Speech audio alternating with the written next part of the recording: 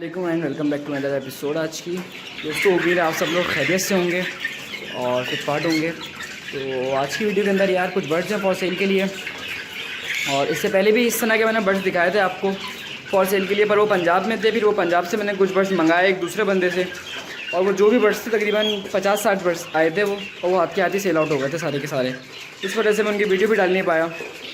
तो जो लोग पहले से मेरे साथ कनेक्ट है व्हाट्सएप पे, उन्होंने मुझे कहा हुआ था, तो मैंने उनको वीडियोस की भेजी, तो उन्होंने हाथ के हाथ वो ले ला के एक तरफ हो गए।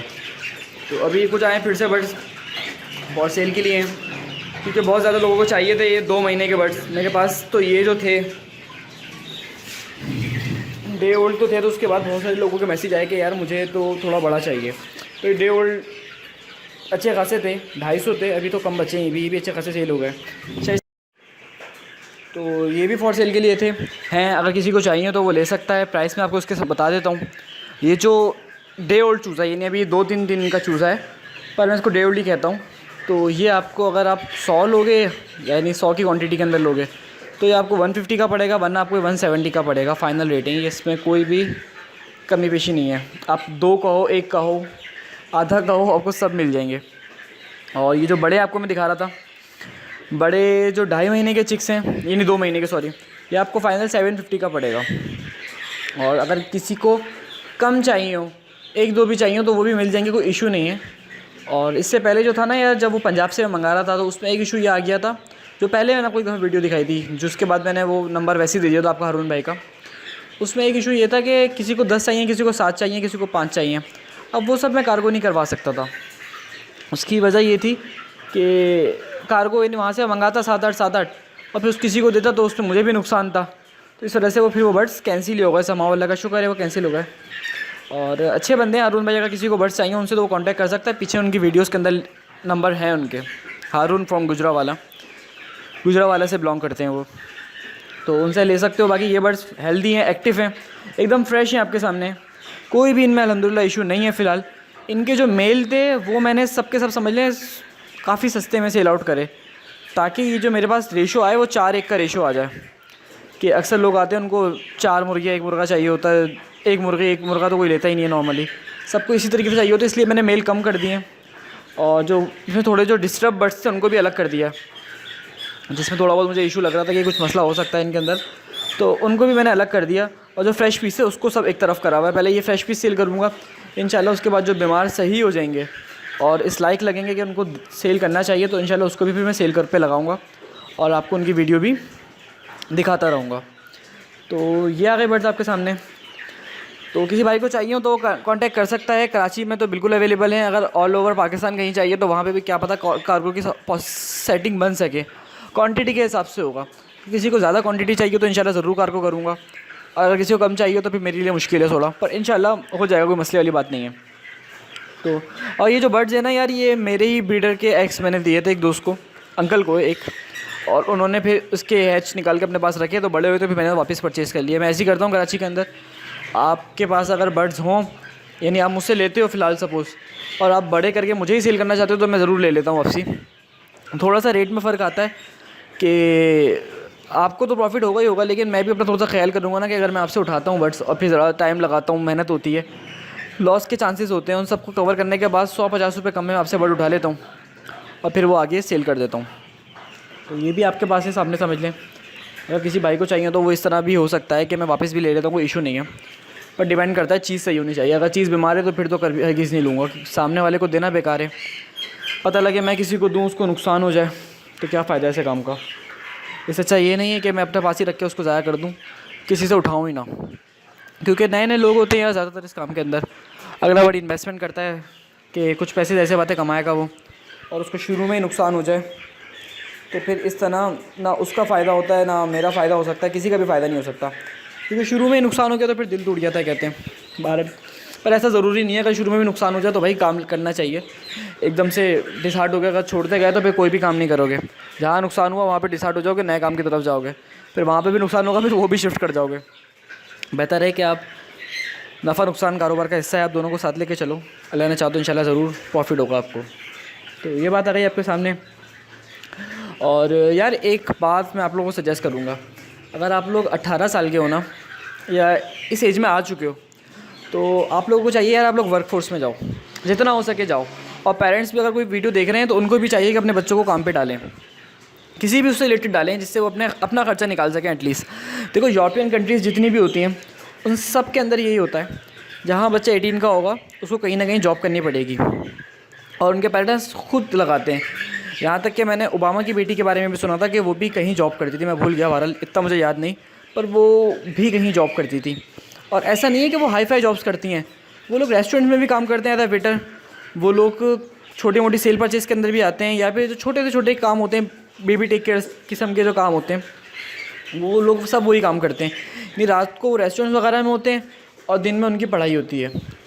तो इस तरीके का डाला जाए ना तो उसका बहुत ज़्यादा फ़ायदा है। हमारे यहाँ नॉर्मली मैंने देखा है कि बच्चे की जो एज होती है ना वो हो जाती है तकरीबन 23-24, सही है 23-24 बता रहा हूँ, ये नॉर्मल है, इससे ज़्यादा भी हो सकता है। जो एक नॉर्मल बैचलर्स कर रहा है और वो कुछ भी नहीं करता, वो अपना खर्चा भी नहीं उठाता, वो हर चीज़ का खर्चा पेरेंट्स से लेता है। इसका नुकसान सबसे बड़ा क्या होता है, एक तो यार बच्चे को पैसे की इंपॉर्टेंस का नहीं पता होता। अब वो उसकी डिमांड है कि उसको 60-70 हज़ार के मोबाइल चाहिए, 50 हज़ार के मोबाइल चाहिए, उसको पता ही नहीं यार 50 हज़ार कमाते कमाते रेट लग जाती है। जब मैंने ये मोबाइल ख़रीदा था तो ये शायद 30 हज़ार रुपये का मैंने लिया था, तो पापा को ऐसा गुस्सा चढ़ा था इस मेरे पे कि ये कोई तरीका नहीं था, इतने महंगे मोबाइल क्यों लिए, बहरहाल मैंने अपने पैसों को लिया था ये। पर उसी तरीके से बच्चों की डिमांड होती है यार हमें वो चाहिए, हमें ये चाहिए, हमें वो चाहिए। बेचारे पेरेंट्स धक्का मार मार के थक जाते हैं, ये लेते हैं वो लेते हैं, और उनकी रिक्वायरमेंट्स पूरी नहीं कर पाते क्योंकि उनको पैसों की इंपॉर्टेंस ही नहीं है। उनको लगता है कि पैसे तो कोई मसला ही नहीं है, जिस तरह इजीली खर्च होते हैं उस तरह इजीली कमा भी लेता है बंदा। तो ये बड़ा नुकसान होता है इस तरीके से बच्चे की अपनी सेल्फ के ऊपर। तो चाहिए आप लोगों को यार इस पे डालो, बच्चों को वर्कफोर्स में डालो। और सेकंड, जो पेरेंट्स को इससे फ़ायदा हो, बच्चों को इससे फ़ायदा हो सकता है, ये तो पेरेंट्स का फ़ायदा हो गया कि उनको इंपॉर्टेंस पता लगे कि पैसे की तो वो खर्चा कम करेंगे। बट अगर हम बात करें कि बच्चे को इससे क्या फ़ायदा हो सकता है, देखो बच्चा जो है ना, जहाँ उसने पैसे कमाना शुरू करे उसका सेल्फ लेवल, उसकी जो कॉन्फिडेंस लेवल है वो थोड़ा सा 100% अप होगा। वो मार्केट में बहुत सारी चीज़ें सीखेगा, वो डिफरेंट किस्म की चीज़ें सीखेगा और सोचेगा किस तरीके से पैसे कमाने हैं। फिर अगर उसका बिज़नेस माइंड हुआ तो वो बिज़नेस की तरफ अच्छा जा सकता है। ज़रूरी नहीं है कि वो जॉब करे इन फ्यूचर, क्या यानी जहाँ उसको लगता है कि यार मुझे जॉब की ज़रूरत ही नहीं है, मैं तो खुद इतना अच्छा ऑन कर रहा हूँ, तो चलो ग्रेजुएशन हो गई, खैर है, एक पार्ट था ज़िंदगी का, पार्ट मैं जॉब ढूंढने के बजाय जॉब दे सकता हूँ। क्योंकि जहाँ 18 साल का बच्चा, मैं सपोज़ करता हूँ कि फर्स्ट ईयर में आया है, तो उसके पास first year second year inter जिसे कहते हैं हम लोग, और 4 साल बैचलर्स के, 6 साल के अंदर वो इतना तो ज़रूर जान जाएगा कि किस तरीके से पैसे कमाए जाते हैं और किस तरीके से वो हो सकता है। इस यानी और इनकी निस्बतन जो दूसरे बच्चे होते हैं जो ग्रेजुएशन करते ही फील्ड में आते हैं, उनका बेड़ा गर्क हो जाता है। वो रिस्क नहीं ले सकते क्योंकि वो 24 साल के खुद होते हैं, उन पे एक प्रेशर होता है कि उन्होंने शादी करनी है। मैं ये नहीं कह रहा कि प्रेशर होता है, बट नॉर्मली देखा जाता है कि उन पे रिस्पॉन्सिबिलिटीज़ आ जाती हैं। उनके पेरेंट्स की वजह से थोड़ा सा उन पे गैप होता है कि उनको घर को पैसे करके देने कुछ ना कुछ। अगर शादी होनी करनी होती है सभी को, एक है देखो, एक नेचुरल पीरियड है, मैं उसकी बात कर रहा हूँ। तो अब शादी भी करनी है तो उसके लिए भी पैसे चाहिए, और कुछ भी एक्सपीरियंस नहीं है किसी भी चीज़ का कि सीधे जॉब मार्केट में कूद गए और अब जॉब ढूंढते फिर रहे हैं, और जॉब नहीं मिलती तो डिप्रेशन में जाते हैं, और फिर वहाँ पे डिफरेंट केसेस होते हैं, कोई सुसाइड कर लेता है, कोई एबनॉर्मल भी हो जाता है, कोई मेंटली डिस्टर्ब भी हो जाता है। तो बहुत सारी इस तरह की चीज़ें होती हैं। पर उसके निस्बतन अगर बंदा 6 साल पहले कोई बिज़नेस शुरू करता, डूब जाते पैसे, तो उसको किसी किस्म की टेंशन नहीं होती कि यार अभी मुझे किसी के पैसे नहीं देने, अभी वो फ्री ऑफ माइंड है। उसको पता है कि घर पे मेरे पैसे कवर हो जाएंगे,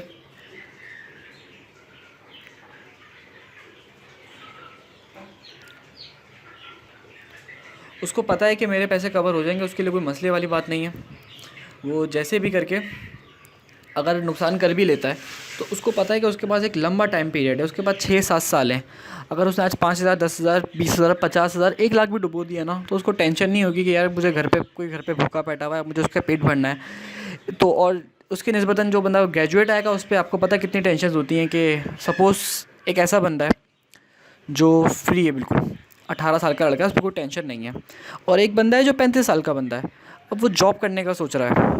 35 साल का आदमी जॉब करता है तो वो अपनी जॉब स्किप नहीं कर सकता, क्योंकि उसको पता है यार कि अब मेरा खर्चा सिर्फ मेरे ऊपर नहीं है, सिर्फ मैंने अपना खर्चा नहीं उठाना, मुझे अपनी फैमिली को भी साथ लेके चलना है। जिस वजह से बेचारा रिस्क नहीं ले पाता, बहुत ज़्यादा डरता है और साइड पे रहता है। और उसकी निस्बत एक 18 साल का लड़का है, उसको पता है कि यार जितना मर्ज़ी नुकसान होगा मेरा ही नुकसान होगा ना, मेरा तो खाना भी घर से भी चल रहा है, सारे खर्चे मेरे घर से पूरे हो रहे हैं। तो इस तरीके से उस बंदे के अंदर ज़्यादा मुझे लगता है कि चीज़ें सीखने को मिलेंगी, उसको ज़्यादा अच्छी तरीके से वो ग्रो कर पाएगा। और बेस्ट ऑप्शन है यार, आप उसको बिज़नेस में डालो, कोई भी छोटा मोटा बिज़नेस हो, भले छोटा सा छोटा बिज़नेस हो, कोई इशू नहीं है। और अगर नहीं भी डाले तो किसी ना किसी जॉब पे किसी ना किसी के पास डालो कि वो कुछ ना कुछ सीखे, भले कोई कारपेंटर का काम हो, कोई इलेक्ट्रॉनिक का काम हो, या फिर कोई मैकेनिक हो किसी भी चीज़ का, ऑटो पार्ट्स का, तो उसको वर्क फोर्स में इस तरह ज़रूर जाना चाहिए, मेरा ख्याल है। सेकंड, मेरी एज इस वक्त है 21, ठीक है, और मेरे पास बेतहाशा इस तरह के लोगों की मैसेज कॉल आते हैं जिनकी एज होती है 50, 54, 55, 60 तक भी मेरे पास लोग होते हैं नॉर्मली। वो लोग मुझसे पूछ रहे होते हैं कि यार वलीद, हम ये काम करना चाह रहे हैं, आप बताओ हम कैसे करें। यानी इतनी बड़ी जिसकी लाइफ हो उसको मेरी ज़रूरत पड़ रही है। जाहिर सी बात है, फील्ड में थोड़ा मेरा एक्सपीरियंस है, पर उनको पता ही नहीं है ना कि पैसे कैसे कमाने हैं। अभी अभी वो लोग रिटायर हुए हैं तो परेशान है कि बस किसी ना किसी तरीके से कुछ ना कुछ होना शुरू हो जाए, कोई ना कोई तरीके से पैसे आना शुरू हो जाए। फिर जाहिर सी बात है, मैं तो हर चीज़ नहीं समझा सकता, फिर लोग बिज़नेस शुरू करते हैं अपने। अब बिज़नेस का एक रूल होता है कि पैसे जितने ज़्यादा कम हो सके बंदा उतने कम इन्वेस्ट करे और ज़्यादा जल्दी रिटर्न करे। वो लोग पता नहीं क्या पहाड़ बना देते हैं कि अब पहाड़ बना दिए, अब पैसे खुद ब खुद रिटर्न होंगे। ऐसा कभी भी नहीं होता जान। हमेशा ऐसी होता है कि जब आप पहाड़ बना देते हो ना, तो ऑटोमेटिकली आपके एक्सपेंस बढ़ जाते हैं। एक्सपेंस बढ़ते बढ़ते बढ़ते बढ़ते एकदम से आपके पास इन्वेस्टमेंट ख़त्म, आपका बिज़नेस फ्लॉप, और आप बोलते हो यार इसमें इतना नुकसान हो गया, पोल्ट्री में 50 लाख का नुकसान है, और इस फील्ड के अंदर 50 लाख का नुकसान है, 1.5 करोड़ का नुकसान है, 2 करोड़ का नुकसान है। वजह यह है कि आपने प्रॉपर बैलेंस शीट नहीं बनाई, प्रॉपर तरीके से काम नहीं किया जैसे आपको करना चाहिए था, क्योंकि आपको पता ही नहीं है कि आपको काम करना कैसे चाहिए था। एक होती है लर्निंग एज, वो होती है स्टार्टिंग की 18-20 की। उसमें बंदा लर्न करता है, डिफरेंट चीज़ें सीखता है, डिफरेंट लोगों से सीखता है, उसमें कोई एटीट्यूड भी नहीं होता। अगर उसको कोई थप्पड़ मार के भी सिखा रहा है तो भी वो सीख लेता है, और किसी की मिन्नतें करनी पड़ ली तो उससे भी सीख लेता है, क्योंकि वो एक लर्निंग एज है, एक अच्छा प्रोसेस है सीखने का। पर उसी की निस्बतन यार एक जो बड़ा एज होता है, उस आदमी होता है, उसके अंदर थोड़ी सी अकड़ होती है। ऐसे बात है, एक एटीट्यूड होता है, क्योंकि वो अच्छी खासी एज अपने गुजार चुका है, सीनियर होता है, तो उसको किसी से हेल्प मांगते हुए भी थोड़ी सी फील होती है कि यार नहीं, इससे हेल्प नहीं लेनी चाहिए। यानी हेल्प नहीं मांग पाता वो, उसमें इतनी वो नहीं है, आजिज़ी क्या हम्बलनेस नहीं होती उस टाइम, थोड़ा एटीट्यूड होता है, थोड़ी ईगो होती है कि मैं बड़ा हूँ। तो ये सारी बातें फिर आ जाती हैं, फिर वो नॉर्मली अपने लोग पैसे डुबो जा जाते हैं। बेतहाशा लोग मैंने अपनी इसमें देखे, तकरीबन 15-20 लोग ऐसे हैं जिन पे इंशाल्लाह मैं एक डिटेल में वीडियो बनाऊंगा, एक क्वालिटी वीडियो, जिसमें आपको बताऊंगा कि वो लोग क्यों फेल हुए।